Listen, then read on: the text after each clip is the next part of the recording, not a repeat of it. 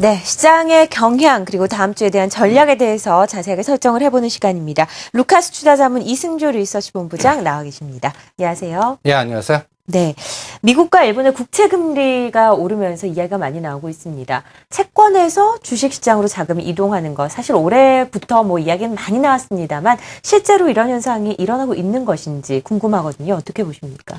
저도 이제부터 추적을 하려고 그럽니다. 아주 네. 중요한 맥점은 들어온 것 같아요.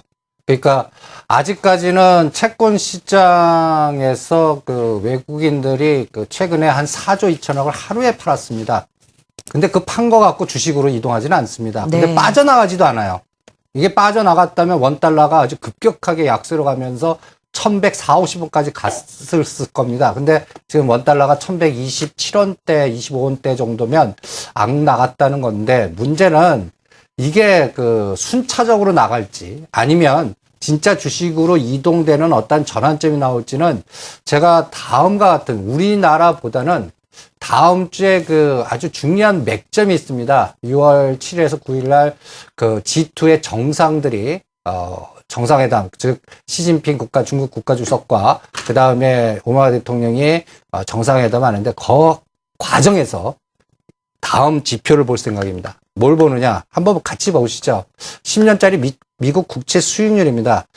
여러분들 제가 이 그림을 한번 전주에 한번 보여드렸을 거예요. 만약에 이 빨간 선 이상을 치고 나가는 상황이 나올 경우 이걸 한번 생각을 해보세요. 네. 그러면 이걸 그래프를 보시면 2.1516까지 갔는데 이게 2.4 내지 2.5까지 만약에 움직이는 상황.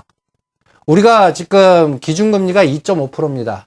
최근에 우리나라 그 외국인들이 국채금리 3년짜리를 4조 2천억을 하루 만에 매도하면서 여기 보시면 잘 글씨 안 보이겠지만 4조 2천억을 하루 만에 매도하는 대신 그 매도 상황에서 현물에서 외국인들이 3천억대 매수를 계속 해주는 이런 상황에서 그동안 짓눌렀던 현대차나 삼성전자가 올라와 줬는데 이게 이제 연속성이 있어야 되거든요. 그래서 만약에 여기서 국채금리가 더 올라가는 상황이 나오면 그러면 우리나라에는 뭘 같이 보시냐면 N달러하고 원달러를 같이 보시기 바랍니다.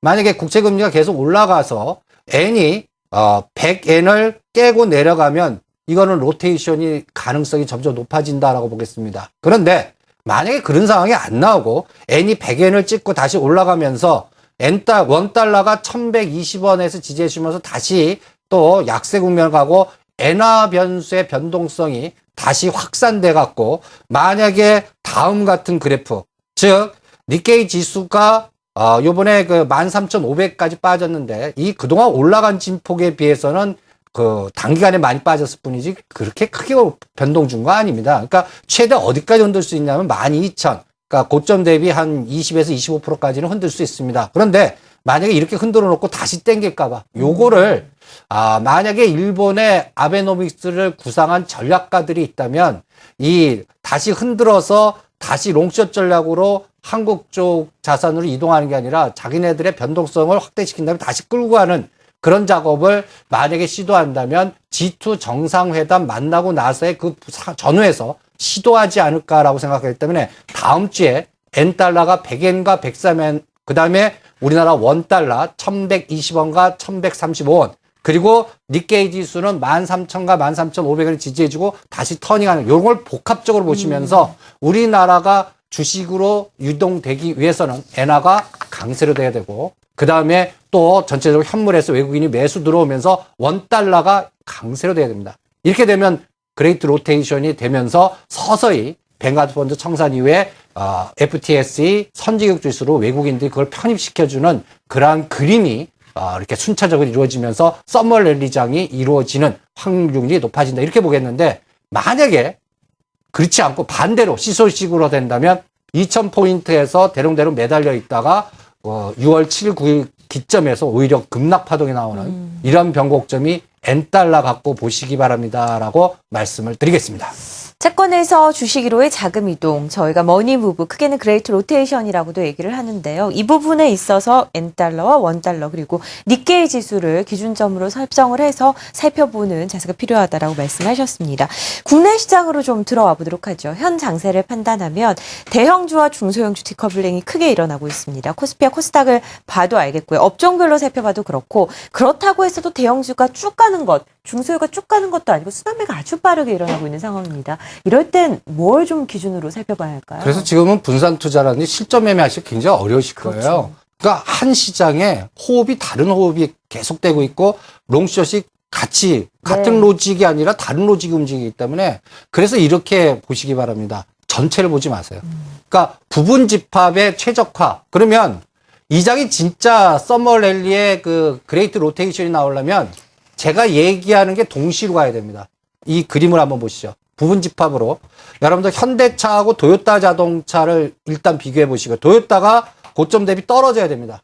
그것도 급격하게요. 그거를 현대차가 지금 17만 5천 원에서 21만 원까지 왔는데, 여기에서 이제 올라가 봤자 10,000원 정도밖에 여력이 없고 다시 꺾여 내려오는 파동이 나온다는 얘기는 어떨까요? 도요타가 빠졌다가 올라간다는 얘기가 똑같거든요. 이렇게 되면 안 돼요. 그러니까 N달러 같이 보시면서 부분 집합으로 현대차, 도요타 자동차를 같이 보시고, 그 다음에 대형주, 중소형주의 시소식 감각은 그동안 현대차가 4월 19일 날에 그 17만 6천 원 바닥이었을 때 성우하이텍이 13,000원이었습니다. 연초 바닥이 10,000원에서 1단계 오른 상태죠. 근데 현대차가 17만 6천 원에서 5월 30일 21만 2천 원.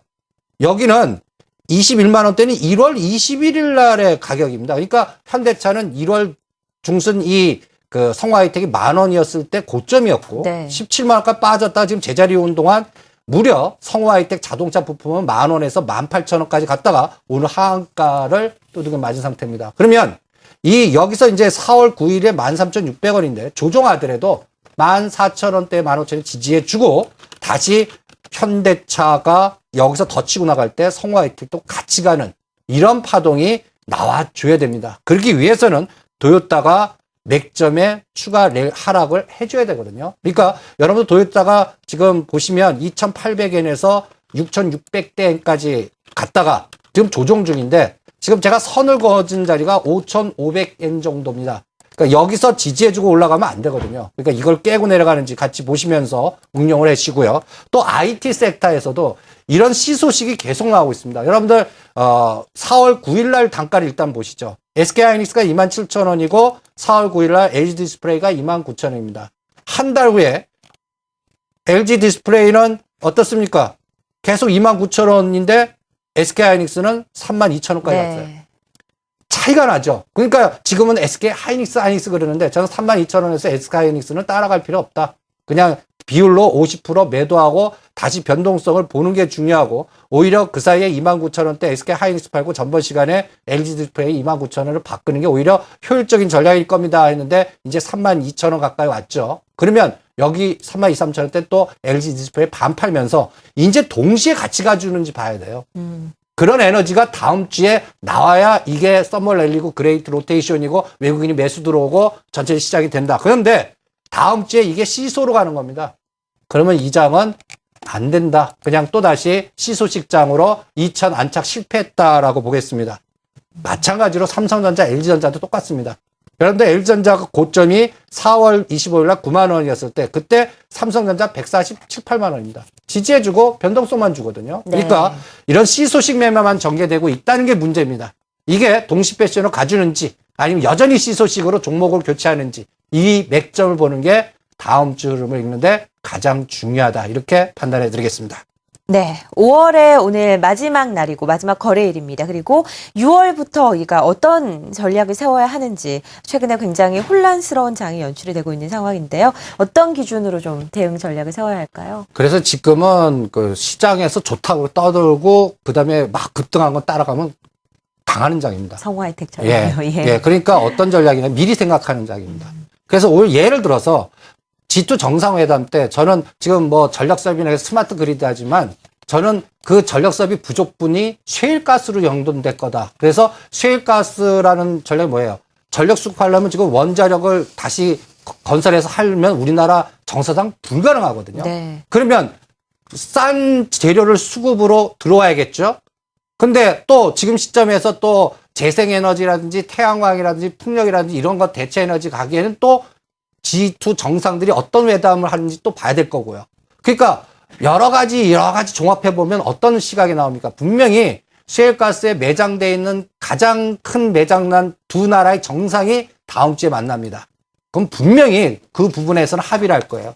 그러면서 전 세계적으로 인플레이션 막는 게 셰일가스의 가격 하락이기 때문에 이 부분에 대해서 수출을 증대시키는, 그리고 중국에서는 약간 그동안 기축했던 거를 성장으로 바꾸는 금리 변수를 조절할지 이런 것들을 체크하면서 소재주와 중국 경기 민감주들, 또 도시와 관련돼 갖고 관련된 종목들, 이런 것들이 셰일가스하고 연동돼 있으니까 이런 걸 종합하다 보면 지금 역발상 전략으로 가스공사 급락하고 한전 급락하는 거를 오히려 저점 매수해갖고 이런 셰일가스 얘기 나오고 막 이런 종목 나올 때 오히려 네. 상당 고점 매도하는 역사고 전략이 지금은 필요하지 않을까라는 생각이 들고요. 마지막으로 다음 주가 대세를 결정하는 맥점이 서머랠리가 있느냐 없느냐는 아까 포인트 같이 가져야 된다는 네. 거. 그걸 N달러, 원달러 맥점을 같이 보시면서 다음 주를 대비해 보시기 바랍니다. 뭐 지수 자체 크게 놓고 시장을 보지 말고 이럴 때는 좀 부분을 봐야 된다고 말씀하셨습니다. 좋은 말씀이세요. 셰일가스와 관련된